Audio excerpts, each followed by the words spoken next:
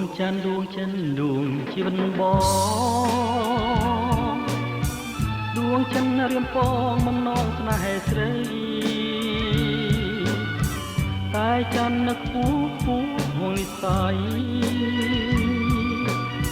បានតែស្រមៃដៃឈោងមិនដល់ពួងរាប់ម៉ឺនយោយខំគួយប្រាថ្នាដោយលាហដ្ឋាស្វាចាប់យោរំខានក្នុងចិត្តរែករិតអំពើព្រោះច័ន្ទនិមលមិនយល់ចិនបងស្រឡាញ់លែទេណែស្និទ្ធសូមដួងច័ន្ទអូនអាណិតដល់ចិនរៀមផងតើពេលណាទេទៅបងអូនបានយល់នៅបំណងរៀមផងមេត្រីបានទៀមខ្លួនមកណាប្រឡោកស្នារៀមបងចង់តែរស់ក្បែរច័ន្ទថ្លៃបើខ្ពស់ម្លឹងតារំពឹងអ្វីតើដួងច័ន្ទថ្លៃប្រណីបងទេ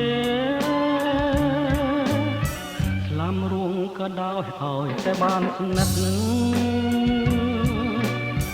ដួងច័ន្ទដួងចិត្តដួងជីវិតស្នេហ៍ទោះជាយូរឆ្នាំក៏ទ្រាំចាំដែរទ្រាំចាំក៏តែច័ន្ទមេត្តាប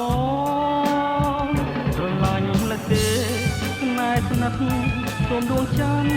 អូនអាណិតដល់ច័ន្ទរៀមផងតើពេលណាទៅ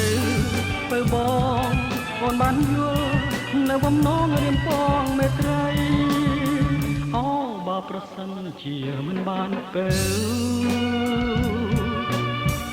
រៀមសុខចិត្តនៅខ្លួនព្រៅលុះខ្សែចិត្តមិនងាបរេរកស្នេហ៍ថ្មីក្រៅពីច័ន្ទថ្លៃគ្មានន័យដល់បងស្រឡាញ់លែទេណែស្និទ្ធសូមដួងច័ន្ទអូនអាណិតដល់ច័ន្ទរៀមផង